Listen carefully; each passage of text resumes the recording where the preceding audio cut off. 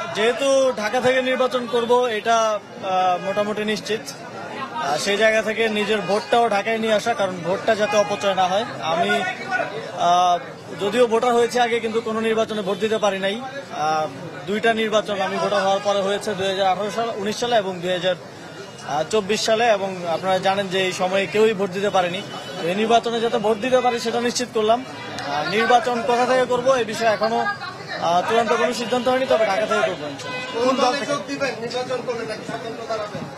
এখন পর্যন্ত পরিকল্পনা স্বতন্ত্র নির্বাচন করারই, তারপরে দেখা যাক।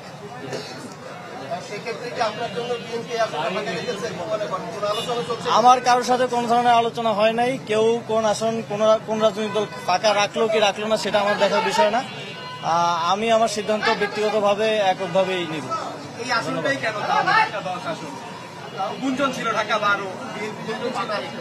আমার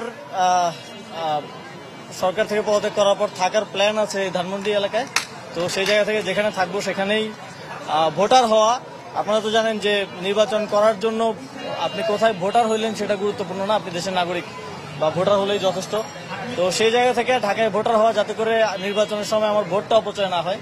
এই আপনি কবে নাগাদ পদত্যাগ করতে পারেন? জনতার কাতারে কবে আসবেন? পদত্যাগ কবে নাগাদ করতে পারেন?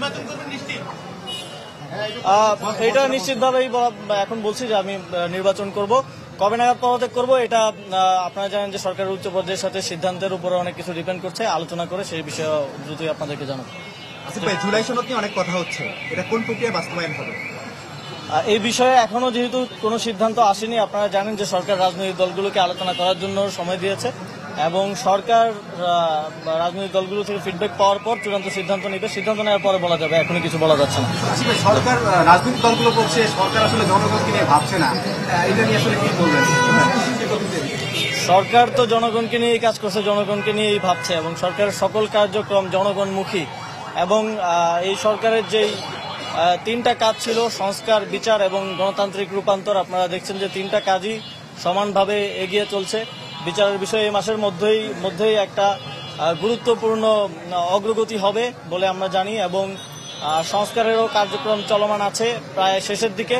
এখন প্রসেস থেকে শুরু করে এই বিষয়গুলো ডিফাইন হয়ে গেলেই এ বিষয়ে আর কোনো সন্দেহ থাকবে না। এবং নির্বাচনের বিষয়ে সরকার খুব স্পষ্টভাবে ফেব্রুয়ারিতে নির্বাচন আয়োজন করার কথা বলেছে এবং বারবার বলছে।